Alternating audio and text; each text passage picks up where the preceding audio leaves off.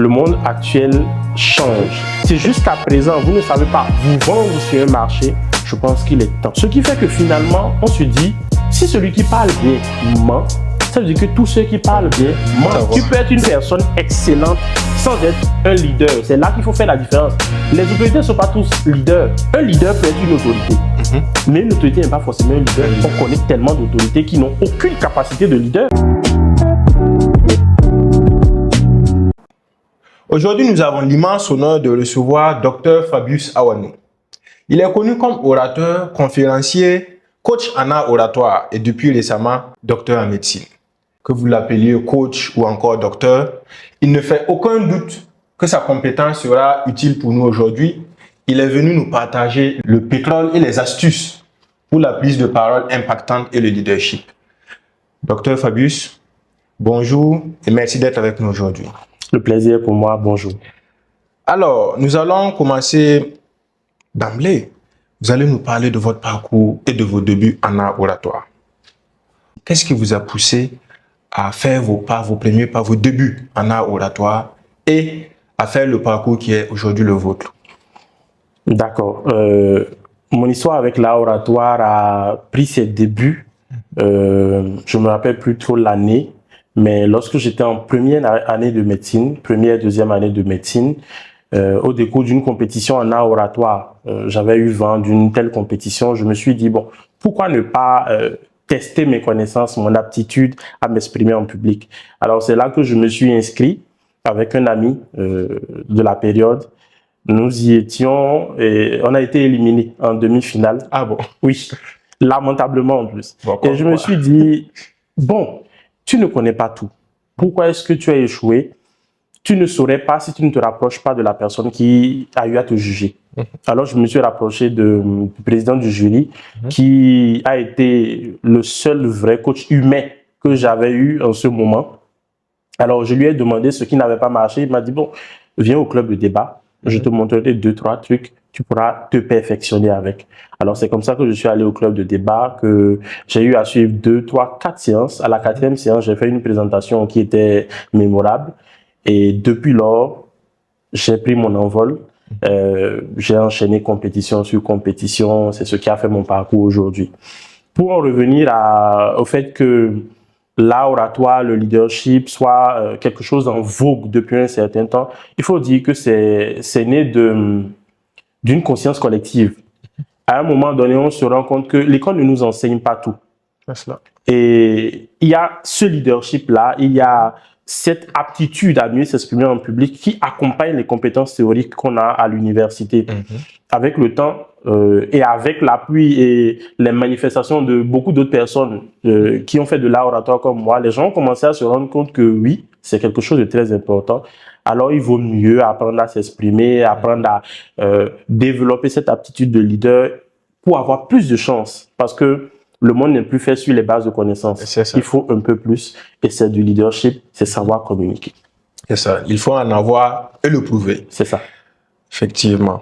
Et du coup, ça précipite chez moi une question. Qu'est-ce que l'art oratoire t'a apporté dans ton parcours d'étudiant et aujourd'hui de médecin?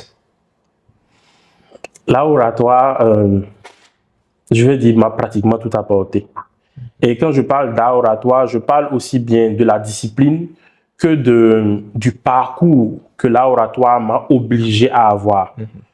Le parcours m'a obligé à apprendre à être patient, à apprendre que aucune douleur n'est au-dessus de la passion, à apprendre que la persévérance, la résilience, c'est ce qui permet à quelqu'un d'être extraordinaire. Et surtout de savoir que lorsqu'on est motivé et qu'on aime quelque chose, on y arrive forcément.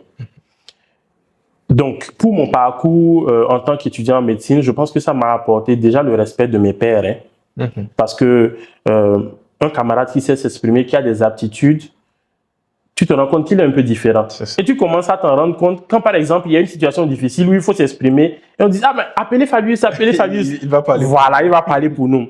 Et je me rappelle... Et quand tu ne maîtrises pas ça en ce moment, ça peut te créer beaucoup de tort aussi. Je me rappelle qu'on avait eu à gréver une fois. On m'a mis devant l'Assemblée des étudiants en médecine pour que je m'adresse à l'administration, mais j'ai mis le feu là-bas. J'ai eu quelques répercussions, mais bon, rien de bien grave. Donc, il y a ce respect-là, cette attention particulière-là que ces collègues ont pour toi. Il y a à côté de ça, dans le monde professionnel, certaines choses, certaines aptitudes que ça te donne que tes camarades n'ont pas. En tant que médecin, par exemple, en plus de l'art oratoire, on a associé quelque chose que nous, on avait appelé art psycho-oratoire. En fait, c'est un peu plus de la psychologie adaptée à l'art oratoire. Ça te permet de connaître qui est en face de toi, de savoir comment t'exprimer, de savoir exactement où toucher. Et j'ai su que cela avait eu un impact important quand j'ai eu à parler avec une mère, par exemple, une mère qui avait perdu son enfant. La mère était assise à peine 3 mètres de l'enfant. Elle jurait par tous les noms de vouloir se suicider. Oh là là. Et je l'ai laissé un instant se calmer et j'ai pris la parole pour m'exprimer. Je lui ai dit tout ce que je pensais en quelques temps. Et je vous assure que cette mère, avec son enfant couché à quelques mètres d'elle, s'est mise à rire. Oui, la mère s'est mise à rire. Elle m'a promis qu'elle n'allait plus se suicider et qu'elle comprenait que la vie devait continuer. Waouh. Là, je me suis dit, bon, voici quand même quelque chose que cette aptitude-là t'apporte. Pouvoir prendre un patient dans sa globalité. Parce qu'on se dit, le médecin, il soigne des fièvres, il soigne des diarrhées. Mais ce n'est pas que ça. Une fièvre, des maux de tête peuvent être occasionnés par une souffrance psychologique. L'art oratoire, dans ce domaine devient, comment dire, un remède oral à une douleur morale. Un peu comme le paracétamol qui est une douleur, qui est une solution, un remède physique à une douleur physique. D'accord. Vous voyez un peu. Donc c'est un peu ça. L'image est toute trouvée. On sent là la fibre du médecin. Et alors, il est vrai aussi que si l'art oratoire a son utilité, vous venez d'en faire cas, il y a aussi, on va dire, les travers. Une certaine mauvaise réputation colle à la peau des lutteurs. Comment arrivez-vous à faire avec cette mauvaise réputation que traînent souvent ceux qui maîtrisent l'art oratoire, ceux qui ont une certaine éloquence? On a tendance à croire que ce sont des menteurs, des politiciens, des sophistes. Ne craignez-vous pas que ça puisse également constituer un danger, par exemple pour un médecin qui pourrait l'utiliser pour manipuler des patients ou mentir? Voilà. Quel est le commentaire que tu peux faire par rapport à ces aspects négatifs? D'accord. Concernant cet aspect négatif, car la manière dont les gens voient l'art oratoire, les rhéteurs, moi je dirais déjà que l'art oratoire dans les mains d'un être humain, c'est comme le couteau dans les mains d'un être humain. Ce couteau peut servir à couper des condiments pour vous aider à vous nourrir, mais le même couteau peut vous servir pour assassiner quelqu'un. Il m'est même arrivé, je n'en parle pas très souvent, de refuser d'accompagner des gens que je voyais comme des dangers pour la société. Oui, il y a des gens avec de très mauvaises motivations. Et ces personnes, lorsque tu leur enseignes l'art oratoire, la manière de convaincre, lorsque tu leur donnes cette aptitude, le monde est en mauvaise posture. Alors, à un moment donné, il faudrait accompagner cet art oratoire-là de la conscience qu'il faut, de la bonne moralité qu'il faudrait utiliser. Il faut dire que cette mauvaise réputation est venue déjà de l'origine. Les Grecs, lorsqu'ils utilisaient l'art oratoire, c'était pour manipuler les foules, c'était pour mentir. Et c'était généralement les hommes politiques dans le temps qui utilisaient l'art oratoire pour mentir. Les hommes politiques d'aujourd'hui font pareil. Voilà, je n'indexe personne. Mais les hommes politiques d'aujourd'hui font pareil. Ce qui fait que finalement, on se dit, si celui qui parle bien ment, ça veut dire que tous ceux qui parlent bien mentent. C'est un syllogisme qui n'a pas vraiment un fond de réalité. Une personne peut bien s'exprimer et vous dire la vérité. Tout à fait. Complètement.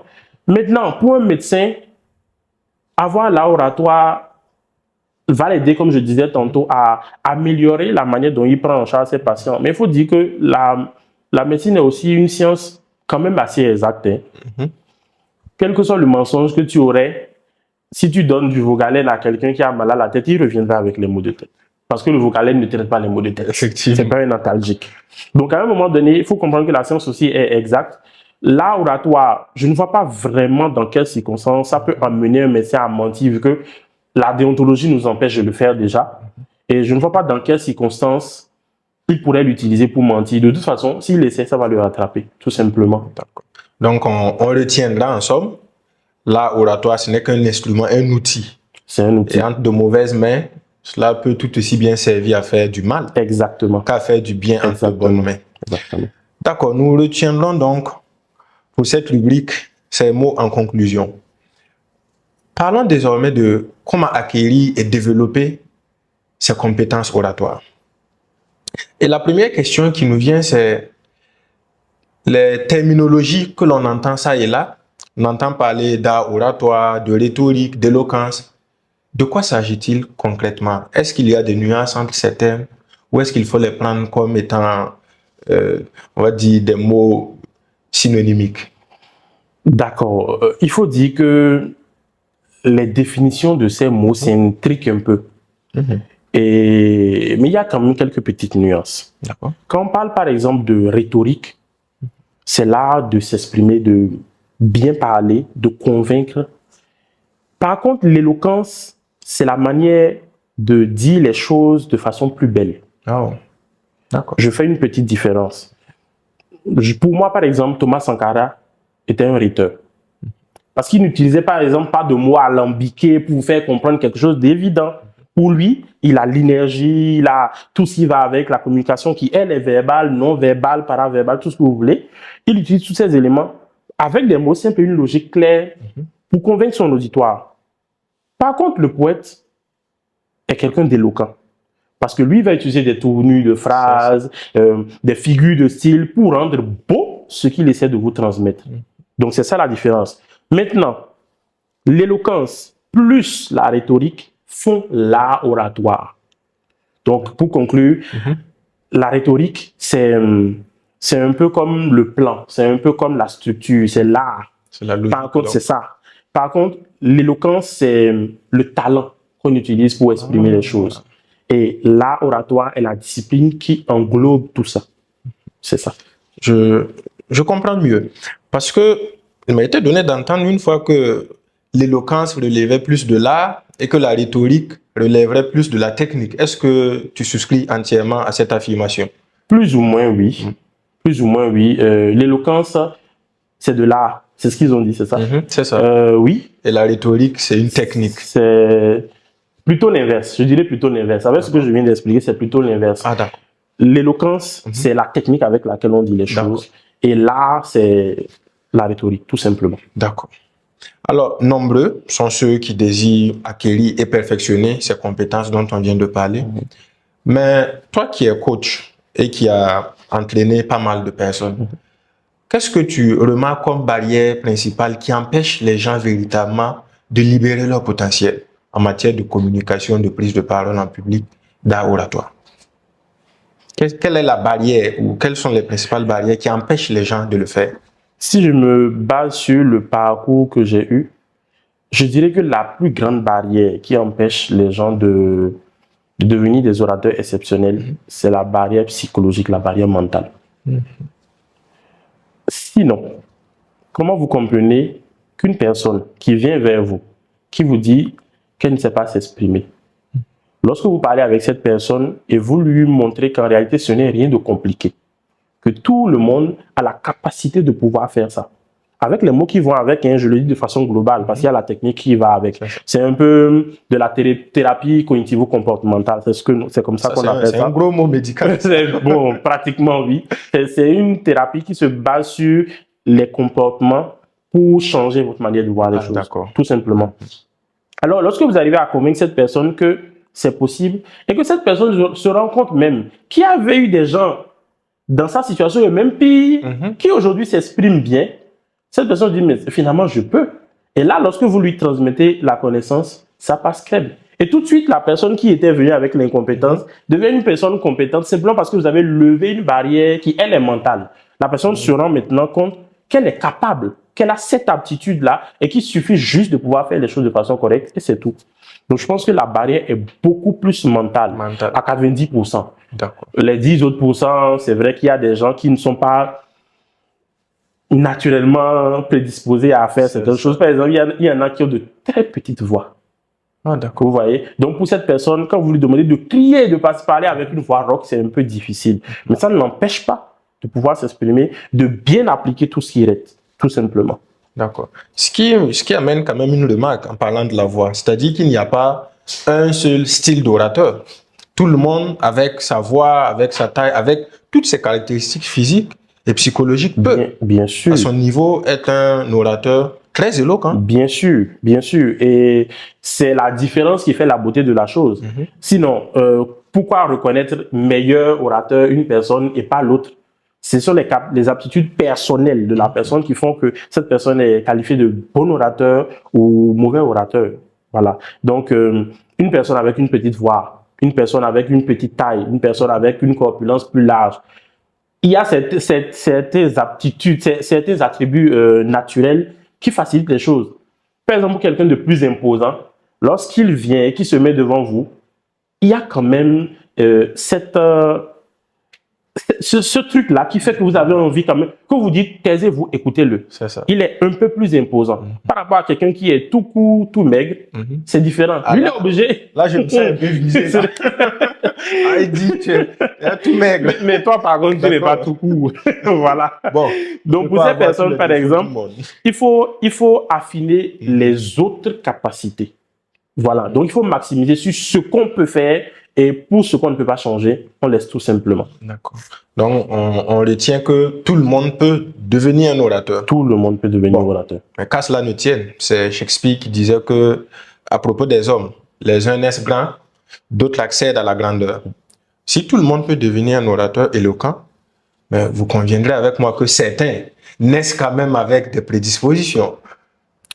Je ne suis pas tout à fait d'accord. Je ne crois pas que quelqu'un naisse. Être orateur, être grand orateur n'est pas écrit dans un code de génétique. La preuve, il y en a qui sont des personnes très excellentes, très intelligentes, très éloquentes, mais qui ont des enfants qui ne savent même pas parler devant une personne. Il y en a plein. Donc, ce n'est pas quelque chose qui se transmet de façon génétique. Par contre, ce qui se porte souvent à confusion, c'est l'environnement. En réalité, vous allez voir un enfant qui a grandi, vous allez voir la différence claire, hein, même entre les Africains, quelqu'un qui a vécu dans une culture Mossi, par exemple, où il ne faut pas parler, quand les parents s'expriment, il faut te taire. C'est ce qu'on nous a dit. Par rapport à ces Américains-là, chez qui il faut laisser l'enfant s'exprimer, il faut le laisser dire ce qu'il pense, de la manière dont il veut. Vous allez comprendre que ces deux personnes n'ont pas vécu dans le même environnement et ne seront pas les mêmes personnes demain. Donc, il y a des gens, par exemple, qui ont vécu dans des environnements qui leur permettaient de mieux s'exprimer. Celui-là, par exemple, qui a un père qui s'exprime très bien, qui le regarde, qui veut apprendre, à qui le père enseigne des choses, qu'on laisse s'exprimer, vous allez vous rendre compte que quand cette personne va grandir, ce n'est même plus quelque chose de particulier. Ça le fait lui, parce que c'est comme ça qu'il a grandi. Par rapport à celui-là qui a grandi dans un environnement où personne ne s'exprime. Et pour l'anecdote, jusqu'en classe de terminale, moi, je n'arrivais pas à m'exprimer en public. C'est arrivé en fin terminale que j'ai commencé à parler. J'ai vécu dans un monde où mon père était médecin, je ne le voyais pas très souvent. Mon frère était au camp militaire, il était au Britannique militaire. Ma petite soeur, celle qui me suivait, on ne se comprenait pas très souvent. Ma mère, elle était enseignante. Bon, c'est vrai qu'on n'avait pas tout le temps des moments de discussion. Et je me rappelle qu'à un moment donné, j'ai fait une évaluation de physique où j'ai eu 18,50. Celui qui me suivait avait eu 11. Ensuite, il y avait eu 10,50. Tout le reste n'avait pas la moyenne. Et l'enseignant qui était aussi mon professeur de maison est passé, il me dit, mais finalement, comment tu as fait pour savoir qu'il y avait tel piège à tel endroit? J'ai pris la clé, je suis allé au tableau, j'ai commencé à réécrire. Il me dit, non, c'est pas ce que je te demande. Ce que je te demande, c'est comment tu as fait. Et je lui ai dit, monsieur, si j'explique, vous n'allez pas comprendre. Pas parce que j'étais plus intelligent, mais simplement parce que je ne savais pas comment le dire. Et c'est là qu'il me dit, mais c'est parce que tu ne peux pas t'exprimer ou parce que tu trouves que tu es trop intelligent. Je dis, non, je ne peux pas expliquer. Alors, c'est cet enseignant qui a commencé à m'obliger à parler.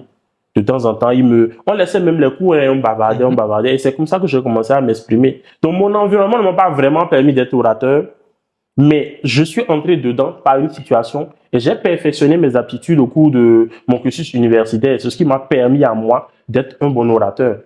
Donc, si je devais rester sur la base familiale, je n'aurais jamais été celui à qui lèverait le doigt pour s'exprimer en public. Donc, il y a cette aptitude-là environnementale qui vous permet, dès que vous voyez un enfant ou une personne qui n'a pas eu de formation, de pouvoir bien s'exprimer, tout simplement. Donc, ce n'est pas vraiment quelque chose de génétique.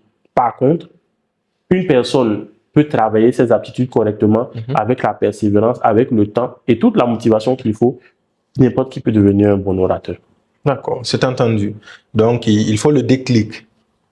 Le déclic est surtout mental. Mental surtout. D'accord.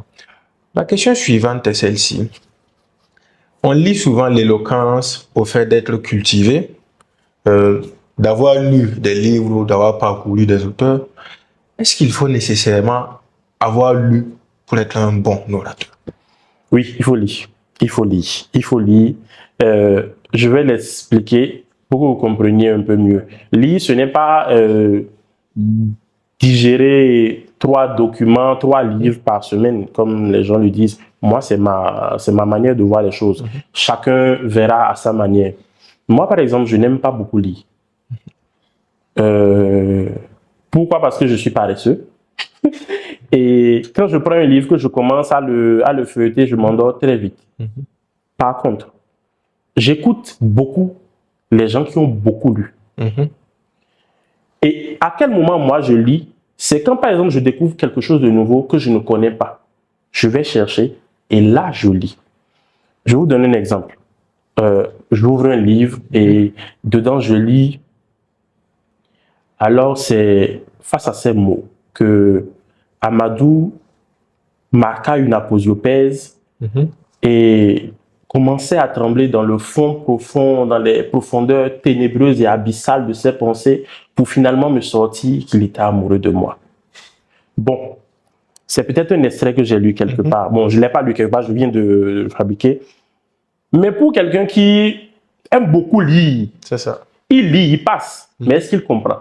C'est ça. Par contre, celui-là qui sait qu'il veut connaître, dès qu'il lit ça, il va chercher pour comprendre ce que ça veut dire. Il l'intègre dans son quotidien, ce qui fait que cette personne est beaucoup plus étoffée en termes de connaissances que les autres. Donc, quand on veut devenir éloquent, par exemple, il faut connaître beaucoup de bons mots, parce qu'il faut dire les choses de façon belle. Tu ne lis pas, tu n'écoutes pas des gens qui ont lu, tu n'apprends pas de nouvelles choses, tu deviens éloquent quand?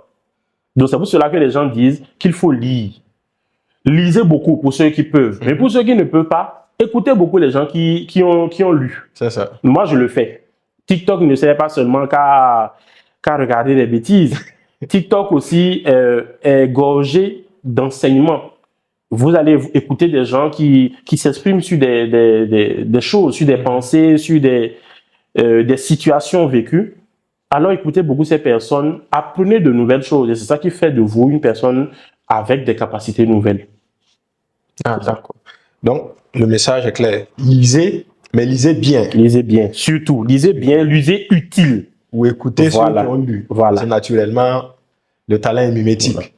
Mais si vous pouvez, lisez. Lisez les livres, c'est bon, ça fait du bien.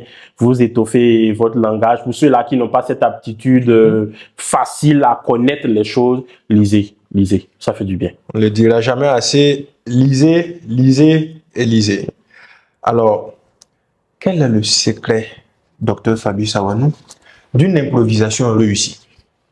Là, on monte carrément au niveau expert. Ok.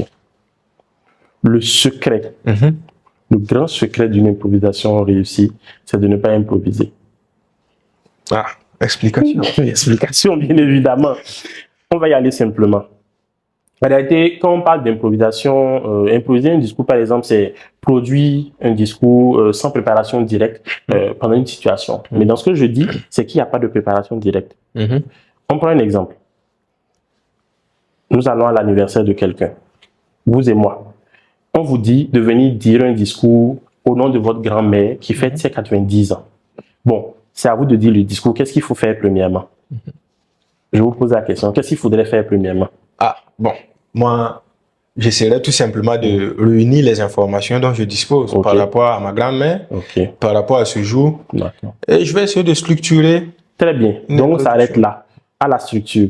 Quelle est votre structure? Vous commencez par quoi lorsque vous prenez automatiquement la parole? Bon, soit une citation ou une sagesse. Très bien, une sagesse qui vous permettra de contextualiser. Très bien. Voilà, et ensuite, j'annonce l'objet de mon discours. Très bien. Peut-être en citant 2 ou 3 faits marquants que j'ai vécu avec ma grand-mère. Très bien. Et je conclue en saluant les invités. Très bien. Vous finissez, vous avez fini d'improviser. L'improvisation, c'est ça. En réalité, c'est avoir une structure c'est le grand toute faite. Se révèle. C'est avoir une structure. Je n'ai même pas eu à dire quoi que ce soit. Vous avez tout dit.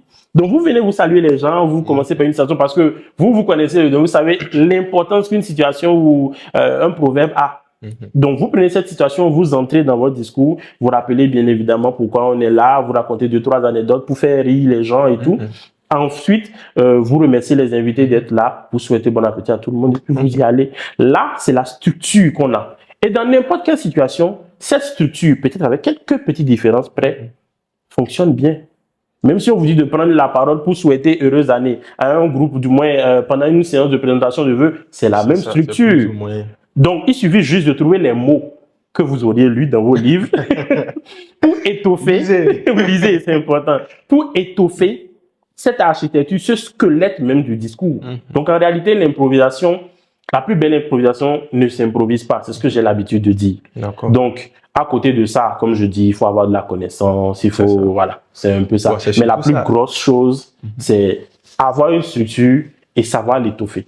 Dès que vous avez une structure, que vous savez vous exprimer en public, étoffer tout simplement, vous vous rendrez compte que l'improvisation passe sans problème. D'accord. Très bien. C'est vrai qu'il y a quelques petits autres secrets, mais vu que c'est le plus important qu'il faut révéler, nous ne sommes pas à la masterclass de l'improvisation. Ça me rappelle, c'est Victor Hugo, je crois, qui écrivait que toute improvisation est une préméditation. Très bien. Donc, je pense que c'est exactement ce que nous sommes en train de dire. Bien résumé. On va passer à la 3e rubrique de notre entretien. Il s'agit d'évoquer le rôle stratégique de l'art oratoire dans le milieu socio-professionnel. Dans cette optique, nous avons déjà reçu M. Sylvain Da, un expert en gestion des ressources humaines sur ce plateau. Et il nous faisait comprendre l'importance du personal branding dans la recherche d'emploi. La compétitivité aujourd'hui passe aussi par ça. Il faut avoir des compétences communicationnelles, sinon aux entretiens d'embauche, malheureusement, ça ne va pas passer. Et quel atout les compétences oratoires peuvent représenter dans la quête d'emploi? Dans la quête d'emploi, les compétences oratoires représentent beaucoup. Beaucoup. J'ouvre une parenthèse pour rappeler que l'art oratoire ne se limite pas à la communication verbale, c'est-à-dire les mots que vous sortez, ainsi de suite. Il y a une communication qui est non-verbale.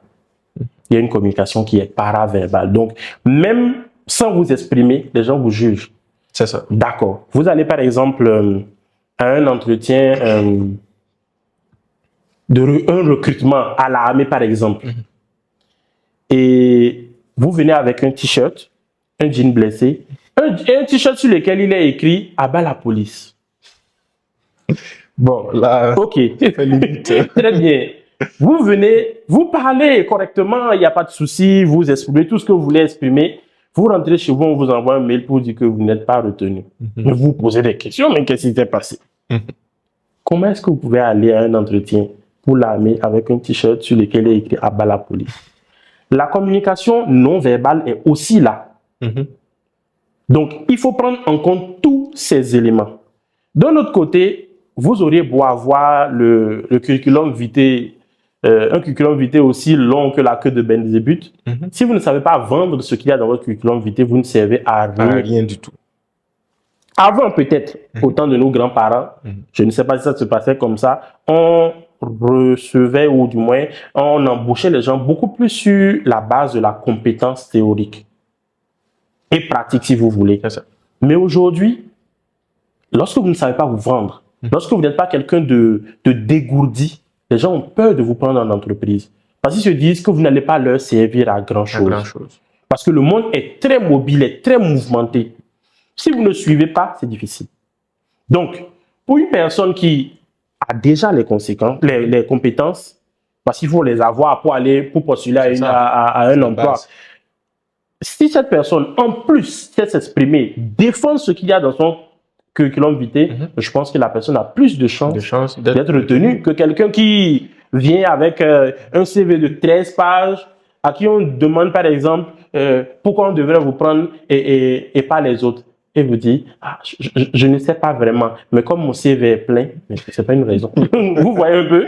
Je vois. Voilà. Donc, en plus des compétences théoriques, il faut une grosse compétence communicationnelle. C'est ça qui vous permettra de vous différencier des autres, parce que les gens, le gestionnaire de ressources veut voir ça, quelqu'un qui se différencie des autres.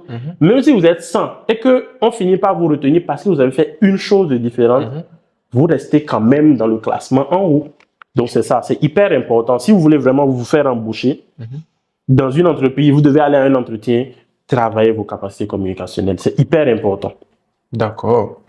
Et aussi bien pour celui qui est en demande d'emploi que pour l'employeur lui-même, et notamment les managers. Parce qu'un bon manager, je suppose, est censé aussi avoir des compétences communicationnelles. C'est la base. C'est probablement cela qu'on dirait de lui qu'il a du leadership. Oui. Et en parlant de leadership, on en vient. C'est une notion qu'on allie aussi à l'éloquence, au savoir bien dire les choses. Quand on prend les images de Martin Luther King, de Thomas Sankara, Patrice Lumumba, on a tous en mémoire de grands discours, des rhéteurs infatigables. Du coup, ça nous amène à nous demander, est-ce qu'aujourd'hui, en 2025, il faut nécessairement être éloquent pour être un leader? Ou bien il y a aussi des leaders silencieux peut-être? Si on repart sur la base de la définition de la rhétorique et de l'éloquence, je dirais qu'il faut être un bon rhéteur pour être un bon leader. D'accord. On n'a pas besoin d'être une personne éloquente pour être un bon leader. Le leader, par définition, c'est celui-là qui arrive à emmener des gens d'un point A à un point B. Voilà, il y a une situation A, je vous accompagne, on se suit pour atteindre des objectifs. Et pour cela, il faut une capacité communicationnelle. Il faut savoir s'exprimer. Si vous n'avez pas ça, on vous suit pourquoi? Donc, tu as, par exemple, une idée, tu ne sais pas nous l'expliquer, je te suis pourquoi? Bon, on pourrait se dire peut-être que l'exemple par le fait, par l'action. Non, désolé. Parce que c'est un débat que j'avais récemment avec un ami. Par exemple, relativement à l'éternel, au sempiternel débat Cristiano Ronaldo et Lionel Messi. Bon, jadis, on qualifiait Messi de leader silencieux. Et on entend dire qu'il amène l'équipe d'Argentine à lui seul, mais sans dire mot. Parce que ce n'est pas celui qui parle le plus, ou il ne parle presque jamais dans le vestiaire, mais il est capitaine et les gens le suivent parce que c'est lui. Parce qu'il montre l'exemple sur le terrain. Est-ce qu'on peut admettre aussi que ce genre de leader existe dans la vraie vie, ou est-ce qu'il faut nécessairement derrière avoir quand même des b.a.-ba en termes de communication? Deux choses. Première chose, il y a des leaders qui impactent les autres par leur action. Mais si on voit comme leader celui-là qui draine un groupe, il y a cette aptitude de communication qu'il faudrait avoir. Et c'est là que je viens sur la deuxième chose pour dire que oui, on voit Messi sur le terrain avoir le bon exemple. Mais en dehors du terrain, est-ce que vous connaissez sa vie? Est-ce que vous connaissez les relations qu'il a avec le reste de l'équipe?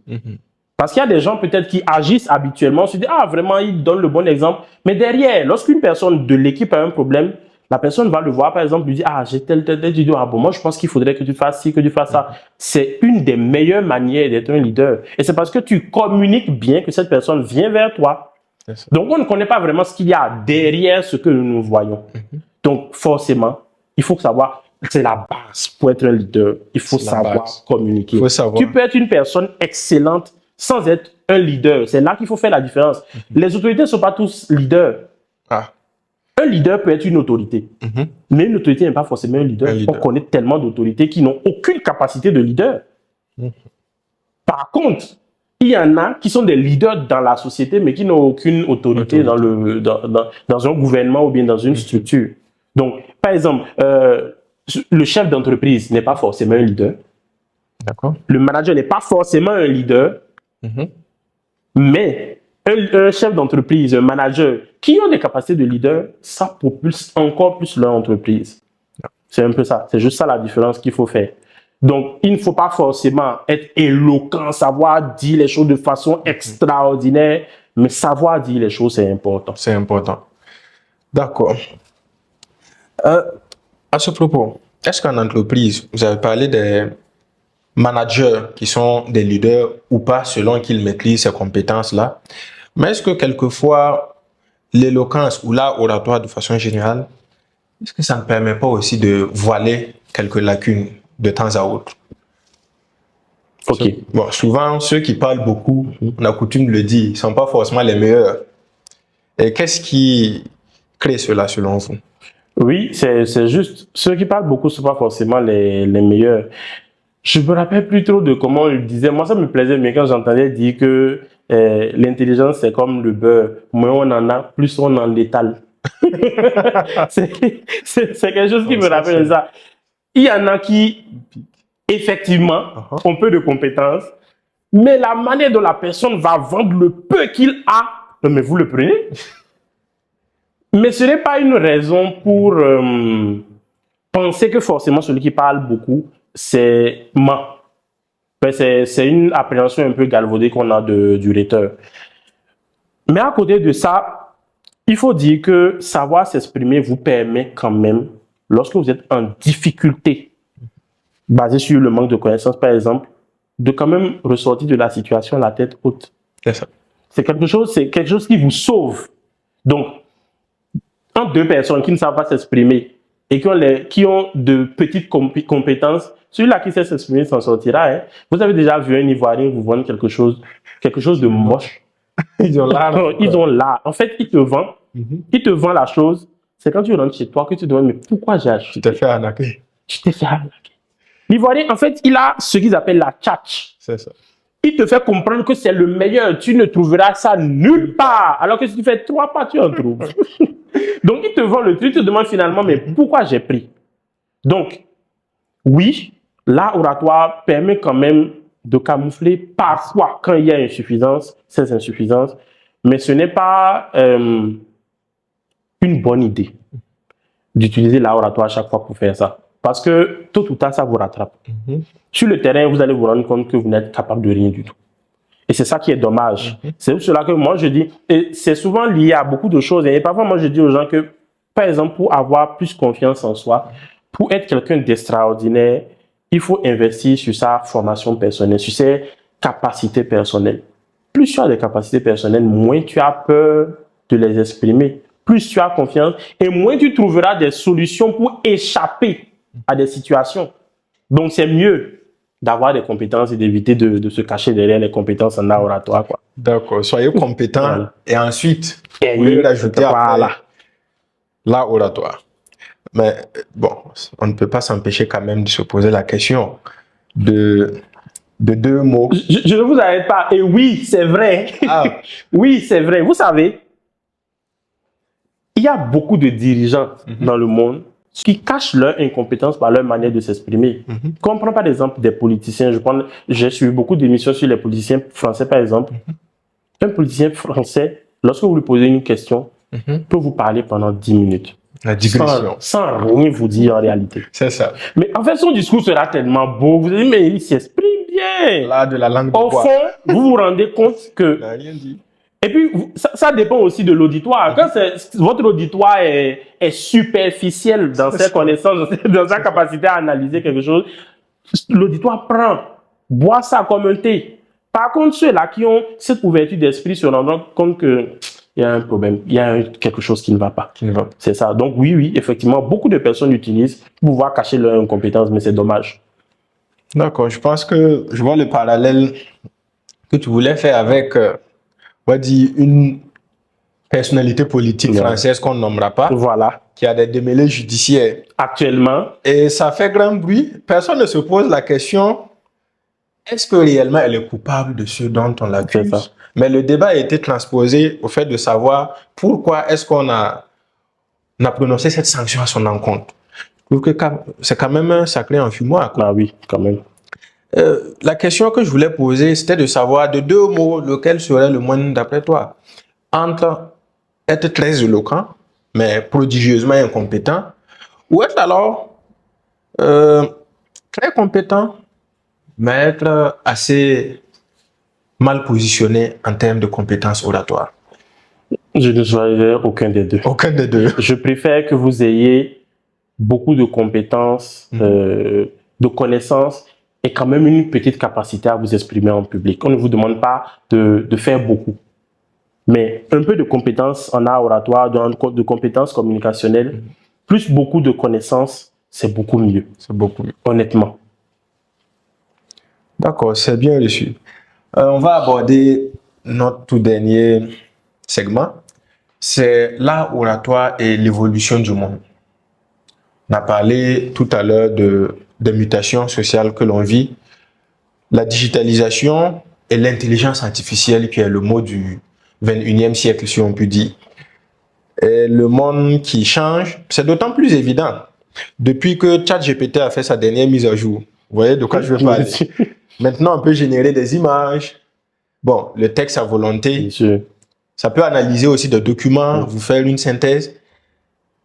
Et tout dernièrement, il y a une mise à jour qui permet même d'imiter des voix humaines. À tel enseigne que des voix de certains acteurs ont été pompées et réutilisées sans leur accord. Il y a des tas de procès qui se font là-dessus. Et qu'est-ce que tu penses de cette évolution-là par rapport à l'impact que ça va avoir sur l'art oratoire? Est-ce que c'est véritablement une compétence nécessaire dans certains domaines encore? Vu qu'on a des IA qui peuvent produire des voix humaines, qui peuvent même reproduire votre voix humaine. Et vous dispensez donc de l'effort que vous auriez dû faire. Je comprends parfaitement ce que vous dites. Bon, je vois la chose sur deux volets. Premièrement, c'est l'usage que l'être humain fait de l'évolution de la science. C'est ce qui est dommage, c'est ce qui a été la réalité sous nos yeux depuis plusieurs années. J'ai l'impression qu'à chaque fois que la science évolue, nous l'utilisons à de mauvaises fins. D'accord. Pourquoi prendre par exemple un logiciel pour imiter la voix de quelqu'un et la plupart du temps, c'est l'emmener à dire ou faire des choses qui ne sont pas bonnes. Il y a ce problème qui est là. Mais à côté, je pense que la science a aussi bien évolué pour pouvoir faire la différence entre quelque chose de réel et quelque chose qui est produit à base d'une intelligence artificielle. Je pense que normalement, ce problème ne devrait pas se poser. Mais à côté de ça, sur le deuxième volet, je me dis que l'intelligence artificielle ne va jamais remplacer un orateur. L'orateur, on le voit, on l'écoute, on le ressent. Parce que quand il parle avec énergie, avec conviction, vous ressentez forcément quelque chose. Une intelligence artificielle aurait beau vous écrire le discours le plus beau du monde. Si vous êtes nul en communication, ça passera comme une lettre à la poste. Une lettre derrière la poste. Derrière la poste. Voilà. On ne vous recevra pas. Votre discours est beau, peut-être, mais on ne vous reçoit pas parce que sur un discours, il y a cette capacité à communiquer de façon non verbale qui manque. Donc, sur ce point, je pense que l'intelligence artificielle ne pourra pas nous remplacer. Ça va être trop difficile. À moins que ce soit un discours écrit qu'on vous demande de faire. Là, on ne jauge pas vraiment vos capacités en art oratoire, on jauge vos capacités à l'écrit. Mais vos capacités oratoires, on ne les jauge pas vraiment. Au début, je dois reconnaître que l'arrivée de l'intelligence artificielle, moi, m'avait posé un peu de problème. Je commençais un peu à y réfléchir parce que, bon, c'est mon quotidien. Quand il y a une situation, je me pose beaucoup de questions dessus. Mais à la fin, je me dis qu'il y a cette capacité, cette valeur humaine, cette valeur émotionnelle qu'un logiciel n'aura jamais. Et c'est là que nous entrons en jeu. Donc, je pense qu'on ne devrait pas avoir peur. Donc, un discours généré par l'intelligence artificielle ne pourra jamais concurrencer un discours humain et authentique. Un discours, non, je ne pense pas. Parce que le discours généré, si le discours généré est produit, est présenté par un orateur excellent, oui, hein. Oui, là, parce que là, vous allez vous rendre compte que c'est le Thomas Sankara des temps modernes, c'est le Barack Obama René. Mais quand, par exemple, un logiciel vous produit un discours que vous n'avez pas les compétences pour pouvoir prononcer ce discours, ça ne servira pas à Ça grand ne chose. servira à pratiquement rien. Rien du tout. D'accord. Sur le même volet, hein, les réseaux sociaux qui accaparent notre attention. Maintenant, les gens passent en moyenne, il y a une étude qui en parlait, en moyenne 4 à 6 heures par jour sur TikTok, par exemple, rien que ça. Et avec cette évolution, qu'on peut qualifier à tort ou à raison de mauvaise, on ne s'écoute plus. On n'a plus le temps de converser, d'entretenir des vrais rapports sociaux. Est-ce que cela n'est pas une menace pour l'oralité en lui-même? Pas seulement pour l'art, mais pour l'oralité en général. Parce qu'on ne se parle plus, tout est fait numériquement. On s'écrit, on se fait des audios, mais la parole vivante, elle, est en train de s'évanouir. Quel commentaire tu fais par rapport à ça? Bon, moi je pense que ce fléau social n'est pas tout le temps lié à l'avènement des réseaux sociaux. Oui, l'avènement des réseaux sociaux a son influence, a son impact, parce que oui, tu passes plus de temps du TikTok, tu as moins de temps de discuter avec tes amis. Mais je me dis que le vrai problème est aussi anthropologique. Nous avons commencé à évoluer dans une société où les gens se regardent moins. Les gens se parlent moins. Les gens font beaucoup de mauvaises choses, ce qui fait que les gens, pour éviter d'être exposés à certaines choses, vont se cacher et préfèrent utiliser leur téléphone. Donc, c'est de mon point de vue, il y a beaucoup plus ce côté-là qui a fait que beaucoup de personnes préfèrent se retourner vers leur téléphone. Moi, par exemple, je regarde beaucoup certaines présentations sur TikTok, également sur Facebook. Et c'est simplement parce que quand je sors, je suis tellement stressé. Dès que je rentre chez moi, je n'ai envie de parler avec personne, je veux juste me reposer. Et pendant ce temps de repos, peut-être me distraire avec quelque chose. Ça a son influence, forcément, mais c'est une manière pour une personne ou l'autre de pouvoir s'évader, de penser à autre chose. Mais je ne pense pas que vraiment que ça ait un impact sur l'oralité. Et c'est là justement qu'il faudrait aussi savoir où chercher les gens. Sur TikTok, il y a de l'enseignement. Voilà, il y a beaucoup de personnes. C'est étrange. Le blanc a tellement réfléchi qu'il a conçu un logiciel qui analyse vos centres d'intérêt. Effectivement. Donc, si votre envie quotidienne, c'est de regarder des filles danser nues sur Internet, le logiciel vous montrera des filles danser presque nues sur Internet. Si vous voulez étoffer vos compétences, le logiciel vous montrera ce que vous voulez. Donc, c'est un peu ça. On peut utiliser cette même capacité-là, cette même technologie-là pour mieux apprendre, pour étoffer ces capacités, cette connaissance. C'est possible. Je doute que ça a une influence sur l'oralité. Peut-être sur les relations humaines un peu, mais sur l'oralité, je doute. D'accord. Alors, notre ultime question, ça sera basé sur le genre.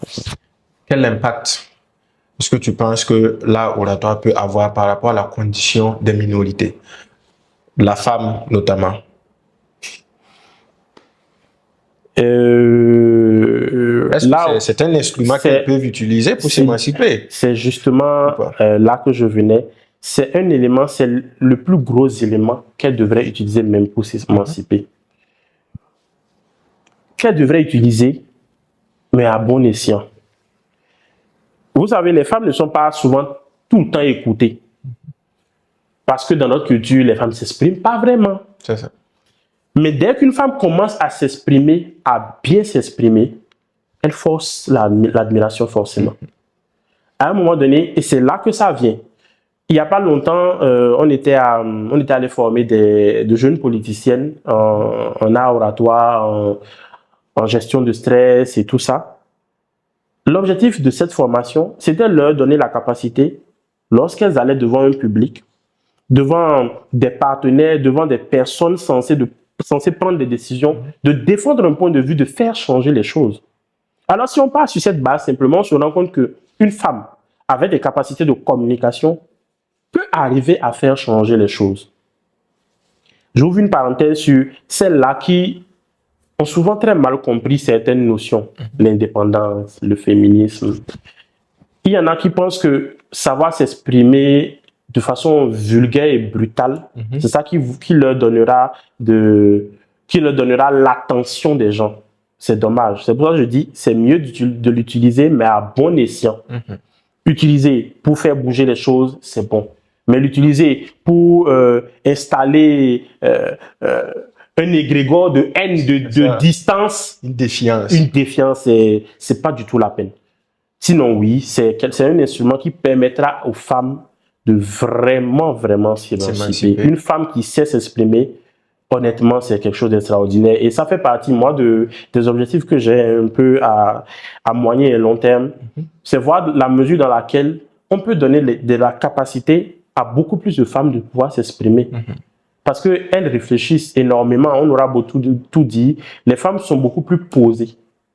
Elles réfléchissent longuement et profondément. Donc, quand elles ont cette capacité de s'exprimer, je pense qu'elles peuvent faire de merveilleuses choses avec. Bon, peut-être c'est une suggestion qu'on pourrait apporter. Pourquoi pas au ministère de l'Enseignement? Oui. On pourrait intégrer ça dans nos programmes. Bien sûr, bien sûr. Plutôt que les quotas, genre, ça sera peut-être une solution plus efficiente. Voilà. Et à côté de cela, introduire peut-être des cours d'art oratoire dans le curriculum de formation. Parce qu'on se rend compte que l'école nous donne des compétences théoriques. L'école s'intéresse au contenu, C'est ça. pas au contenant. Pourtant, quand on sort, c'est le contenant qui expose le contenu. C'est ça. Donc, quand on rate cette étape, c'est difficile. Donc, ce serait bien qu'à l'avenir, qu'on pense à introduire ce genre de formation dans le curriculum de formation des jeunes personnes. C'est ça. Il faudrait que l'école commence à nous enseigner la vraie vie. C'est ça. Et dans la vraie vie, l'art oratoire est un élément central. Eh bien, docteur, nous allons passer à l'ultime rubrique de cette émission. On en a fini pour le format interview. On va passer au quiz. Le principe est simple. Ça consiste en une série de questions auxquelles vous allez répondre soit par oui, soit par non, mais sans commentaire. Est-ce que vous êtes prêt? Je suis prêt. Est-il possible d'être introverti et éloquent? Oui. Être éloquent n'est pas à la portée de tout le monde. Faux. Non. Pour un médecin, l'éloquence ne sert à rien. Faux. Il suffit de beaucoup parler pour avoir raison. Archi faux. D'accord. Donc, débunkage, démystification. Complet. Celui qui parle beaucoup n'a pas toujours raison. D'accord. Je pense que c'était la dernière question de la rubrique. Ainsi, l'émission prend également fin. Nous allons également vous remercier une fois de plus et rappeler que nous avons reçu aujourd'hui Dr Fabius Awonou. C'est un médecin de formation. C'est également un coach en art oratoire, conférencier, maître de cérémonie. En fait, il maîtrise toute la gamme de l'art oratoire. Quel que soit le besoin, on se débrouille. S'il s'agit de parler ou de s'exprimer, il maîtrise. Alors, Dr Fabius, c'est un réel plaisir de vous recevoir. On espère avoir l'occasion une prochaine fois de découvrir peut-être un peu plus votre aspect, votre profession de médecin, pourquoi pas. Alors, on va vous demander de fixer la caméra, de dire à nos auditeurs un tout dernier message, donc en 30 secondes ou 1 minute. D'accord. À tous ceux-là qui auront la chance de m'écouter, je vous dirais que le monde actuel change, est devenu très dynamique, que les compétences théoriques ne servent plus. Seul. Il faut une connaissance, une compétence en plus.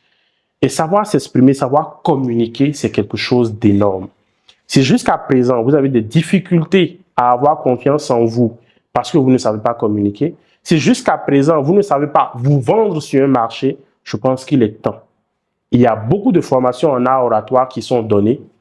Allez-y, lancez-vous et sachez que le bonheur appartient à celui qui sait l'arracher. Je vous remercie. Le bonheur appartient à celui qui sait l'arracher. Eh bien, tout est dit. Merci, Dr Fabius Awonou. Quant à vous, chers auditeurs, si cet épisode vous a plu, eh bien, n'hésitez pas à vous abonner pour avoir encore plus de contenu et pouvoir profiter également de nos prochains invités. Et nous vous remercions pour votre fidélité.